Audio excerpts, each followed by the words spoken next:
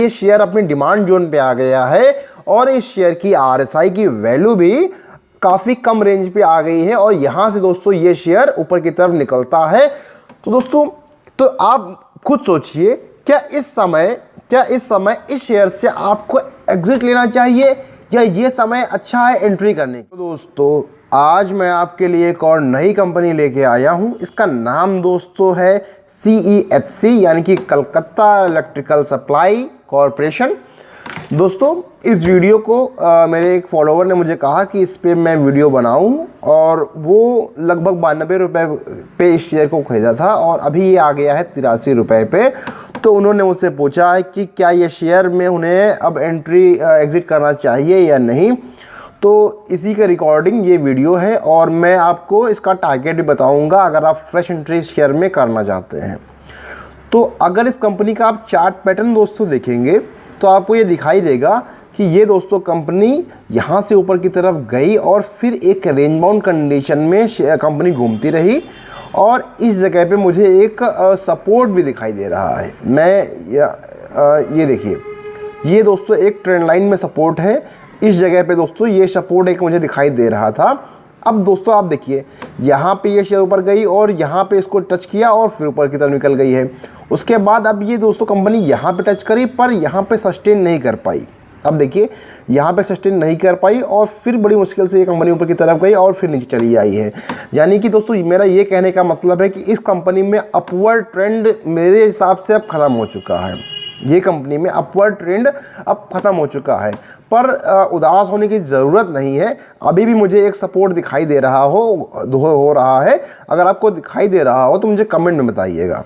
ये देखिए, ये सपोर्ट मैंने बना दिया है। इसको मैं थोड़ा सा बड़ा कर देता हूँ। यहाँ पे देखिए, जब मैं इसको यहाँ पे बड़ा किया है तो आप ये देखेंगे कि इस जगह पे इस कंपनी ने काफ़ी समय सपोर्ट रेजिस्टेंस रहा कंपनी के लिए। फिर इसमें एक करेक्शन आया। करेक्शन के बाद ये कंपनी जब ऊपर की तरफ निकल गई है तो यही दोस्तों रेजिस्टेंस इस कंपनी के लिए एक सपोर्ट बना। अब देखिए, एक बार यहाँ पे, एक बार यहाँ पे, एक बार यहाँ पे, एक बार यहाँ पे, एक बार यहाँ, यानी कि तकरीबन 5 से 6 बार और यहाँ पे भी 5, 6, 7 बार दोस्तों इस कंपनी ने इस पॉइंट पे, यानी कि वही लगभग ये पॉइंट एक्चुअली नहीं है, ये एक रेंज है। मैं बना देता हूँ। ये देखिए, ये पॉइंट नहीं है, ये एक रेंज है। इस रेंज में दोस्तों ये शेयर कई बार आके ऊपर की तरफ गया है और फिर ये दोस्तों ये शेयर यहाँ पे आ गया है। तो आप समझ रहे हैं कि पॉसिबिलिटी एक ये भी बनती है कि ये शेयर फिर ऊपर की तरफ निकल जाए। अब इसको बोलते हैं डिमांड जोन। यानी कि दोस्तों इस शेयर इस रेंज पे बायर को ये लगता है कि इस जगह पे अच्छी बाइंग प्राइस है इस शेयर के लिए। इसीलिए जब भी शेयर नीचे की तरफ आता है तो एक करेक्शन, तो एक तेज़ी हमें दिखाई देती है। तो आप दोस्तों इस जगह पे अगर चाहते हैं तो अपने फाइनेंशियल एडवाइज़र की सलाह के साथ इस शेयर में एंट्री भी कर सकते हैं। अब दोस्तों देखिए, मैं इस पे लगाता हूँ RSI। अब RSI लगाने से मुझे इस शेयर की स्ट्रेंथ मालूम पड़ेगी। तो दोस्तों अगर इस शेयर कंपनी की मैं स्ट्रेंथ की बात करूँगा तो शॉर्ट टर्म तो दोस्तों ये कंपनी मुझे मतलब इंट्राडे के लिए मुझे दोस्तों ये डाउन ट्रेड में दिखाई दे रही है, अगर इंट्राडे की बात कर रहे हैं। अगर आप पोजिशनल ट्रेडिंग की बात कर रहे हैं, यानी कि 3 महीने से लेकर के 1 साल तक, तो आप इस जगह नोटिस करिएगा। इसकी RSI यहाँ पे देखिए कई बार नीचे की तरफ आई है। यहाँ पे भी एक मुझे सपोर्ट दिखाई दे रहा है। ये देखिए, लगभग 36-37 की RSI के आसपास इस शेयर में आने के बाद इस शेयर में तेजी आती है।